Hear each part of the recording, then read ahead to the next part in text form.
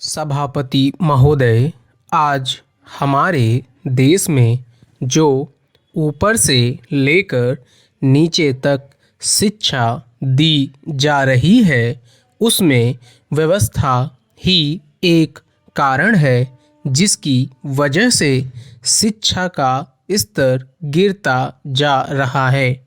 मेरा अपना विचार है कि जो शिक्षा प्रणाली है और जिस रूप में शिक्षा दी जा रही है, वही अनुशासनहीनता का भी कारण है।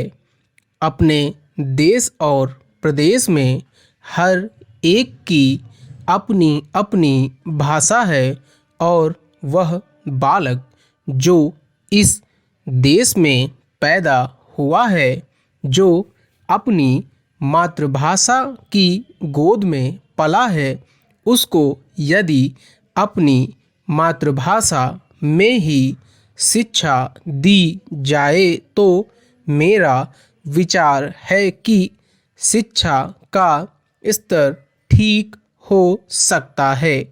जो सबसे बड़ी भूल और कमी सरकार के द्वारा दी जाने वाली शिक्षा के संबंध में हो रही है, वह यह है कि बालक की मातृभाषा में शिक्षा न देकर उसको उस भाषा में शिक्षा देने की व्यवस्था की गई है, जो हमारे देश या प्रदेश की भाषा कभी रही ही नहीं।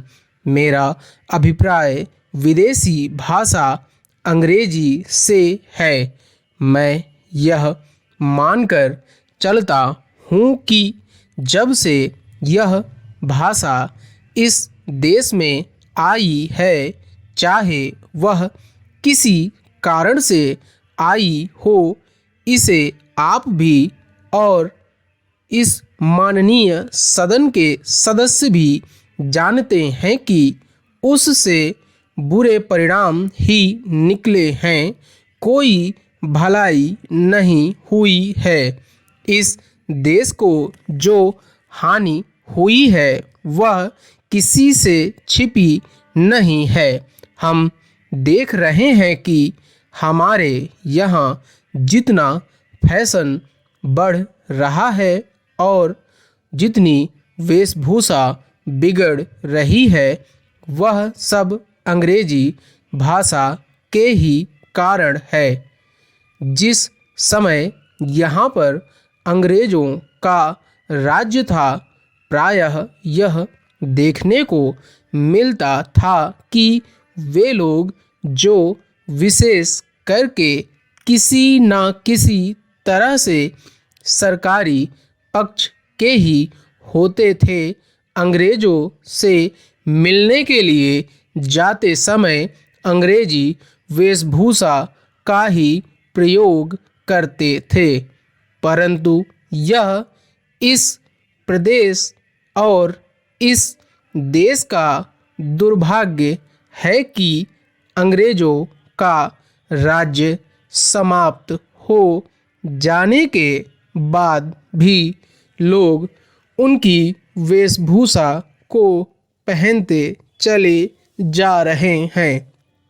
इससे जो प्रभाव हमारे देश के फैशन पर पड़ा, उससे लाभ के बजाय हानि ही हुई है और हो भी रही है। मेरा ऐसा विचार है कि अंग्रेजी वेशभूषा से इस देश को बहुत हानि हुई है। भारत की गौरवपूर्ण सभ्यता और संस्कृति के संरक्षण पर पर्याप्त ध्यान देने की आवश्यकता है। विराम।